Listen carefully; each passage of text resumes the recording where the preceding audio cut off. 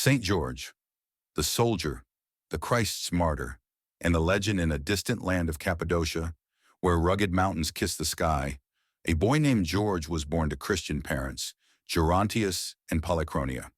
From a young age, George was taught the values of courage and faith. Though tragedy struck early when he lost both parents, George clung to their teachings and grew into a man of unshakable belief. Answering the call of duty, George joined the Roman army. His bravery and discipline quickly earned him recognition, and he rose through the ranks.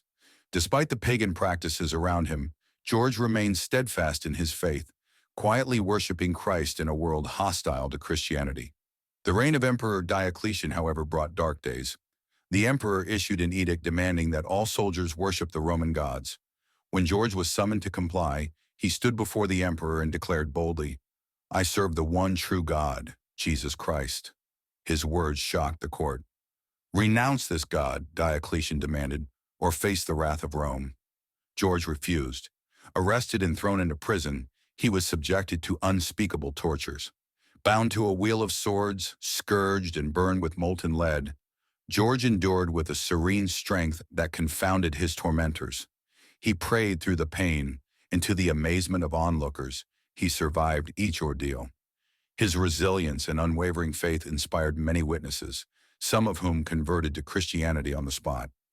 Realizing that no amount of suffering would break George's spirit, Diocletian ordered his execution. On April 23, AD 303, George was beheaded, sealing his faith with his life. Yet his death was not an end. It was the beginning of a legacy that would echo through the centuries. The stories of George's deeds spread far and wide, growing into legend. Among the most famous was the tale of St. George and the dragon.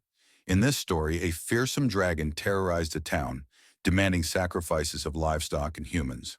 When the king's daughter was chosen as the next victim, George arrived just in time. Armed with nothing but his faith and his lance, George wounded the beast, tied it with the princess's belt, and led it to the town square. "This victory belongs to Christ," he declared. The people, moved by his courage and faith, renounced their idols and embraced Christianity.